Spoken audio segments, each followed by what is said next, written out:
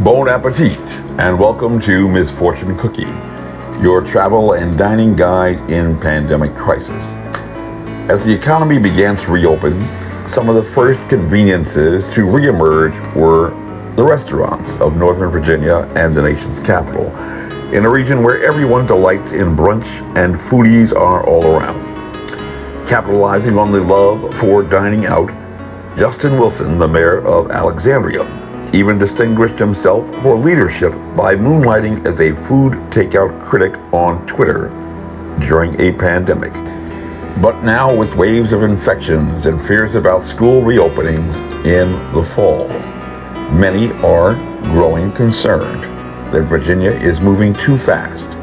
And perhaps, like Whoopi Goldberg echoed on a recent airing of The View, many are contenting themselves that pandemic is simply the new normal for now, and everyone should simply return home and wait for it to be all over, or until the vaccine arrives. No rallies, no protests, just stay home and wear the mask. We can do this, she said to Applause. But in July, shortly after the World Health Organization had reluctantly revised its guidance on the means of transmission for a novel coronavirus to include some reference to a potential for airborne or aerosol transmission of infection by nanoparticles measuring less than 5 microns, a report was published in Emerging Infectious Diseases, the official publication for the Centers for Disease Control, regarding a visit by a family to a Chinese restaurant in Guangzhou, China, 618 miles from Wuhan, on January 23rd, the same day that China instituted draconian cordon sanitaire protocols on the 7th largest city in China and the 42nd largest in the world, with a population larger than the Commonwealth of Virginia.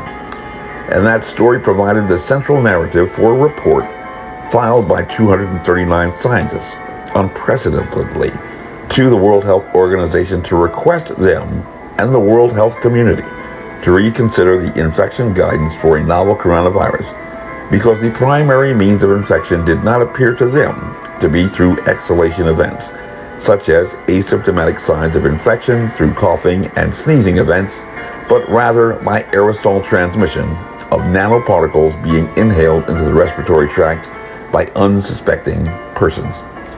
Particles so small that neither a face shield nor a facial covering nor anything short of an N95 protective mask could protect you. And this story may challenge you to reconsider your assumptions about infections, seemingly raging out of control, and hopefully provide you more knowledge of the actual dangers to empower you to protect yourself from this lethal pathogen and take control. According to the report, on January 23rd, 2020, a family of 5, one man, his sister, his niece, and his in-laws, designated as Family A, traveled from Wuhan and arrived in Guangzhou. Unaware to anyone in the traveling party that journeyed over 600 miles together, one member of the family party was infected with a novel coronavirus and would erupt into full-blown symptomatic presentation shortly after departing the restaurant, experiencing the onset of fever and cough, and who was immediately hospitalized. Under social distance guidelines, by the time that Family A arrived at a restaurant the next day for lunch, every one of them should have been infected. But in the report, family member A1 is described as the only infected person and is attributed to the cause of the outbreak. The infected man, designated as patient A1, age 63, and a retiree, sat in a cat-a-corner orientation to the air conditioner airflow to his front and facing in the direction of a table to the right of him along the wall, with his sister, designated as patient A2, age 62, also retired, blocking his direct line of sight, but he infected no one at that table to his fore. To his right sat his mother-in-law, age 62, a retiree, and to her right was her husband, a retiree, age 63. On the opposite side of the table and to his left sat the niece of patient A1, age 34. It has been determined that the only infections that occurred at that restaurant were in the dining room on the third floor where family A dined for lunch. But strikingly, not even any one of the 8 staff members with whom they engaged were infected. Reading directly from the report, on January 24th, a total of 91 persons, 83 customers, 8 staff members were in the restaurant. Of these, a total of 83 had eaten lunch at 15 tables on the third floor.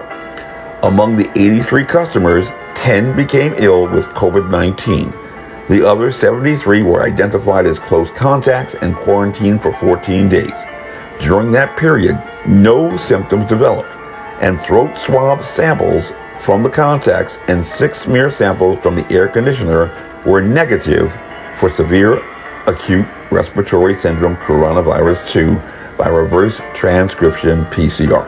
Despite the presence of 91 people in the restaurant, including 8 staff members, and the family of 5, the only persons who became infected were seated in the same section of the restaurant with an open floor dining plan, but ventilated by the same air conditioner vent, finding all in the airstream. And the theory presented by epidemiologists viewing this cluster outbreak was that infectious particles from the infected man from Wuhan had been ventilated as aerosols that delivered an infectious dose to 9 other persons in the restaurant, but only in that corner section of the restaurant in under an hour and a half, but not affecting any staff members servicing that part of the restaurant.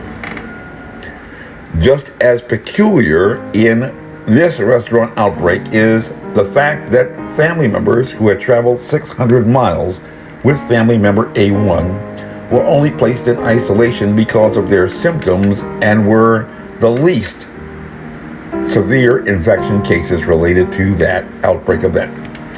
Just as peculiar is the fact that the table directly in front of family member A1, the infected person, and seated closest to the air conditioner were the first to develop symptoms, meaning that airborne particles from his infected respiratory tract, according to the report, were exhaled and moved against the air conditioner airstream to target those patrons first.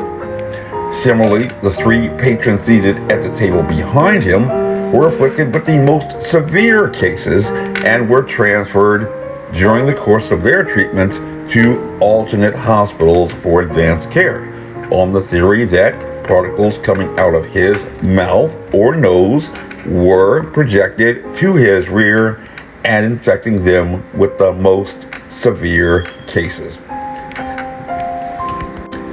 This family group along the wall facing the air conditioner were also the last to develop symptoms before being treated.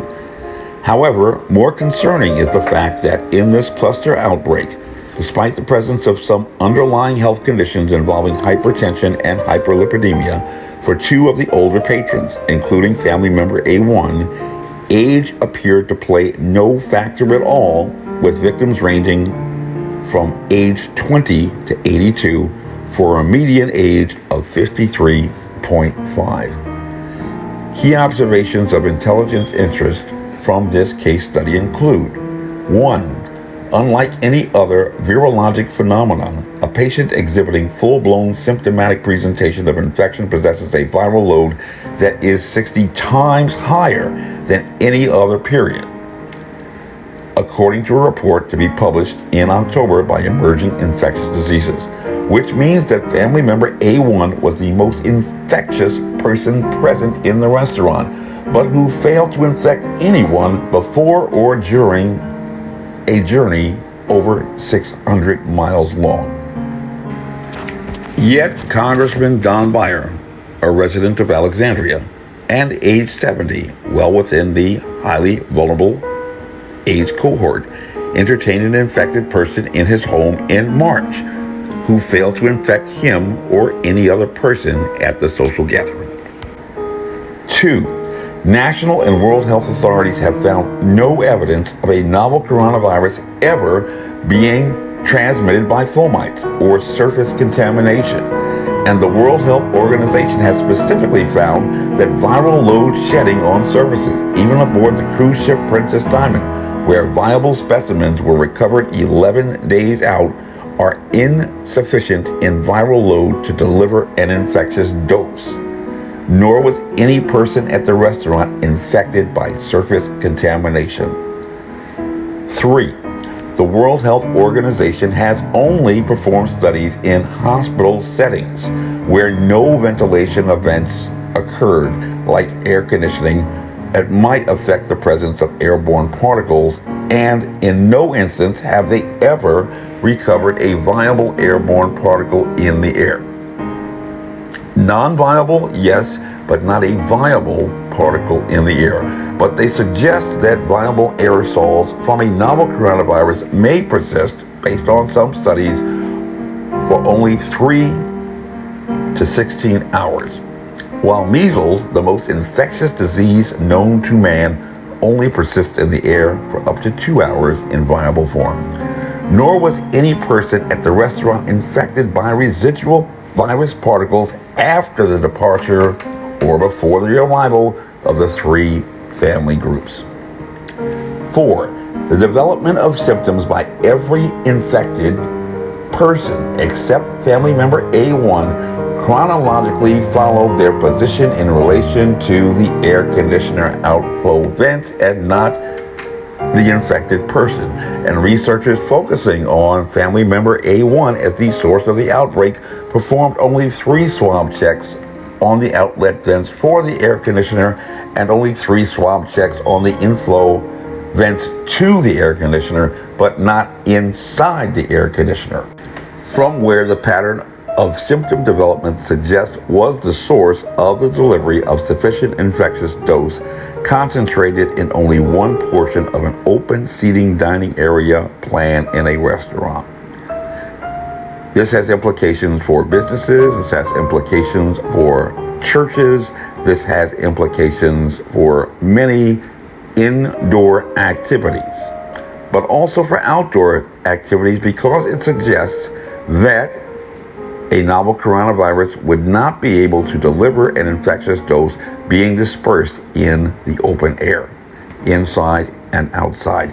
5. The infection outbreak at the restaurant in Guangzhou was immune to social distancing mitigation efforts, and in aerosol transmission, any personal protection equipment that is less than an N95 mask would prevent a person from being infected. Nor was age a protection against becoming a casualty, hospitalized to a novel coronavirus in this attack by an invisible enemy. My name is Major Mike Webb, retired Army Ranger and former biological warfare planner, and I am running for U.S. Congress. With liberty, honor, and excellence, by God, we shall make America great again. Honest.